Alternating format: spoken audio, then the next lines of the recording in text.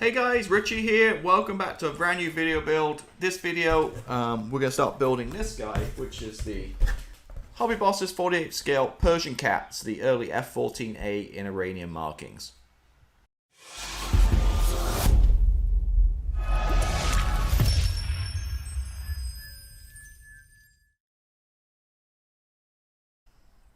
Okay, so we get started with this guy. It's been in my stash for a while, so this is my first build in my new man cave. So there's gonna be a few teething problems. I'm gonna be using a few different camera angles. I've not got my camera set up yet, lighting, that kind of stuff. It's gonna take a few videos to get me back in the groove and figure out the game plan. So hopefully you can have some patience and with me in that one. So yeah, it's been taken out my stash a lot the last couple of years, looked in the box, put it back, mainly because the Cockpit tub looks kind of crap. It looks softly molded, no detail available for it online, aftermarket wise, no Quinta Studios or anything like that.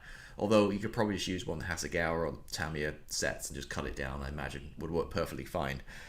So yeah, kind of hasn't. As always, when you move to a new place and start a new project, it's always a headache trying to figure out what to do. But I like this because the markings. Something a little bit different, and we can really weather this up too because it's going to be beaten up Iranian. So it's going to be on the ground as always, not in flight. Whenever I do in flight models, I just regret it and wish I did it on ground. So we'll just keep to my usual method on the ground, and there's not going to be a ton of ordnance because I don't think there was much for the Iranians. So it's completely out of the box apart from paint masks. So got myself, not that you really need it, it's not really a complex kind of scheme on this. But I got one anyway, so aero masks. Got myself a set. This is the set AM48-F1406T US. Aero mask, Jim over there. I bought some other masks. I figured, this is a while back, so I figured why not just add this one. They're pretty reasonably priced, just to make things a little bit easier. Don't worry about masking, just throw these down. Typically start with your dark color first and work your way to light on these. But yeah, got the mask set. And then I got myself a canopy mask set because I'm a little bit lazy like that, and really front windscreen's an interesting shape. So Flying 11X, do a little vinyl mask set for this, and this is for the HobbyBoss kit, the F-14, F-14A, B, and D. It's all the same cockpit on these HobbyBoss kits. So any 48 scale HobbyBoss Tomcat, you can use this set right here. And that is everything's going to be out the box because, like I said, we're all about painting and weathering on this one, and then that's the scheme we're doing. This guy, do like the splinter camo, that looks pretty cool too, but I got this mask set, so obviously we're going to go with the scheme. There's a blue scheme too, but we're going to go with the yeah, like deserty tan kind of color. So yeah, it's going to look pretty awesome, I think, once it's all put together. So as always, the first thing we're going to do is we're going to start with a cockpit tub. So let me go ahead and switch the cameras around and let's go ahead and get started. Okay, so getting started here, and just a reminder, we're doing this scheme. There's that guy, there's the blues, and I quite like the splinter one too, but we're going to go ahead and do this one here because that's what the mask set I have. Actually, to make it a little bit easier. It's not a completely difficult scheme to do, it's just with a mask set it makes it a little bit easier. So I did put this kit off for a while because the cockpit tub looked a little bit crappy, but you know what, now I'm getting it together, it's not looking so bad. So quite a few little parts going to this. As you can see here, there's a lot again going on, and I've pretty much built it in sub-assemblies. I just got to take off these 4 side panels, and we get this ready for priming. So yeah, a lot going on, and to kind of show you what I've got here. So I'll take these pieces off. So this is the cockpit tub itself. Again, looking pretty. When I first looked at it, I thought it was a little bit crappy. Once you get the panels on and stuff, actually it's really well detailed. A little bit softly molded, so we'll see how it goes when we're painted. But you're not going to see much inside this anyway, especially once the seats are in. So that's got these guys, got the instrument panels, a little bit of P glued on. Oh, yeah, you're going to see it so tiny in 48 scale. But you got the instrument panels. Seats, I've put them together, lots of parts again. I'm going to do the seat cushions separately just because it makes it a little bit easier painting, and the main frame here like that. So the cushions go in once they're painted, and I think it goes that way around. Again, super tiny, 48 scale. So that's where I'm at right now. I got just kind of put everything together. I spent an hour just gluing everything, getting it together, and get some pieces separated, prime in black, and the rest I'm just go ahead and just prime straight away with a little bit of dark gold grey. Not even prime, so I'm just going to paint straight away with dark gold grey because it's inside a cockpit tub. It's not going to be touched. You don't really need to prime it. So I'd rather do post shading than pre shading. So I'm just going to head dark gold grey for these guys, and then we'll prime up the rest and in black and go from there. Okay, so as you can see, painted these up already. It's the base color, so usual dark gold grey MRP for the cockpit tub and the sides and the instrument panels. We did the seats, painted separately, tan, just usual khaki XF49. Got seat cushions, just super glued them on. Little P belts going here too. So the seats looking okay for the base color. These guys just need masking up and painting the second color on here, which is either khaki or tan. I need to look on the instructions, just figure it out. And yeah, then I got to paint all the black instrument panels on here as well. But looking okay. So that's a quick little update. I'm gonna go back and now carry on. Now this is dry and carry on and paint the rest and detail paint it. And I'll be right back. Okay, so he painted it up. This guy.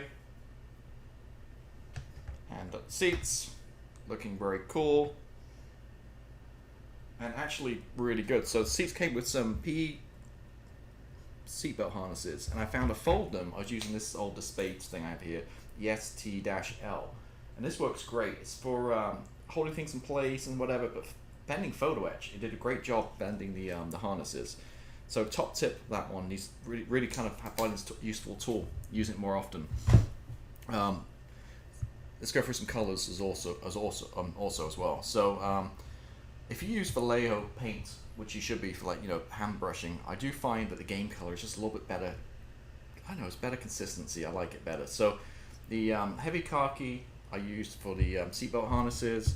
I used the buckles. I used Model Air aluminum,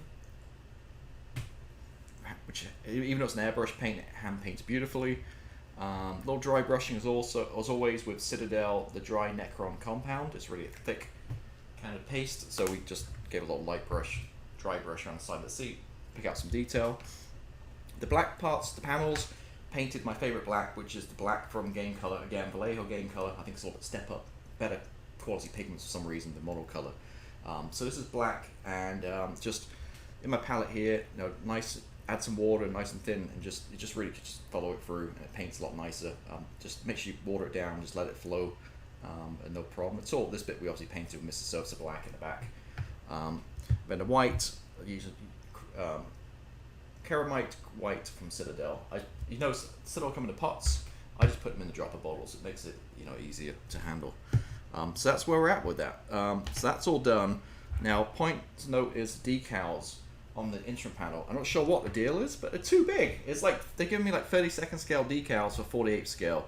Way too big for some reason. So yeah, just watch out for that. I don't know what deal with that is, but definitely the decals are way too big. But you're not going to see much in 48 scale, but it adds a little bit of detail nonetheless. So a couple things I'm going to do. Firstly, I'm going to make sure the glass. I want to add like a my Mod Podge Super Gloss Brilliant Extreme. I want to add like a lens to it. So if you add this stuff, it dries like glass. So if I just dip it in here with a toothpick, and then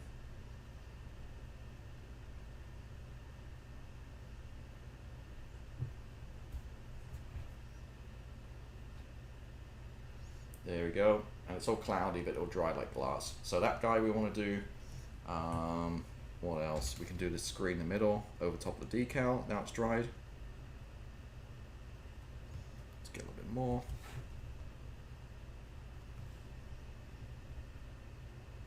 And this stuff does kind of shrink back too.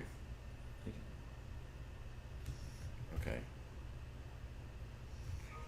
And then there's a screen on here too.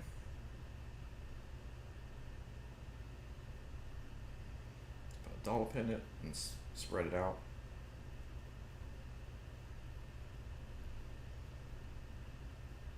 Like that. Easy as that. So that's the first thing. So we have the glass effect. Again, using the Mod Podge Super Gloss Brilliant Extreme. My only thing with this is it's a giant bottle. I mean, I've had this for a couple of years. It's going to last a lifetime. I wish I did a smaller one, because this is, yeah, massive. Now we're going to do a little wash just to pick out some details. So, simple oil wash. Let me just throw this away. In my palette here, I've got some Starship Filth, Appetite Long.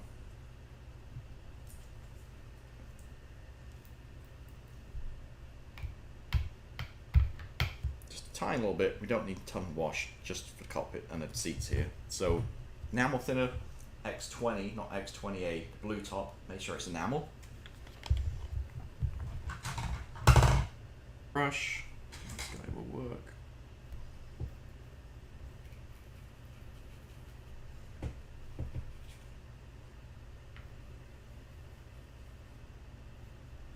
And what I do is, around the edge of the palette, I just kind of see how translucent it is. And that's actually looking okay. It's not...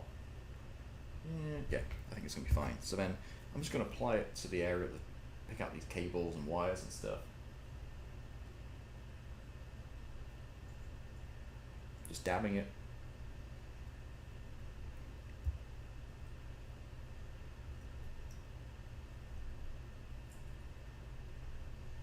Just again, picking out certain areas. You're not going to see any of this because it's 48 scale, but let's go around the instrument panels too, just a little bit.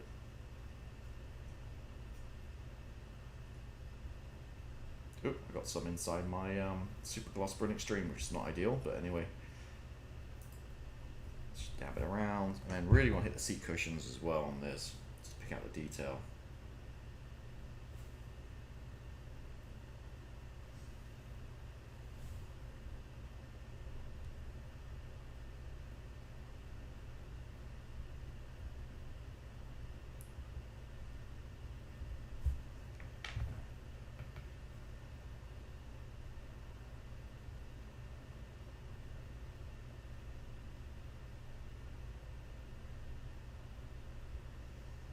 Like that. So I'm going to let these guys dry off, and then we'll start putting all the cockpit components together to make the tub. So there we go. There's a front office, and it actually looks really good. Lot better than I was expecting for this kit. I kept putting this off because, I don't know, the box, it just doesn't look great, and just shows you, once you get going on this thing, it actually looks really good once it's done. A lot of nice detail, and I'm very happy with it. So again, kept delaying this kit. For this kit, it's all about me. It's about the weathering and the paint work, and getting through this stage. Yeah, I had some intrepidations, but yeah, nonetheless, it turned out to a good cockpit. Again, straight out of the box, nothing extra at all. All the seat belts and stuff are included, and looking really cool. So there we go. That wraps up part number 1, and we'll move on to part number 2 next week. So hopefully you enjoyed that video, and I'll see you again next week. Bye bye.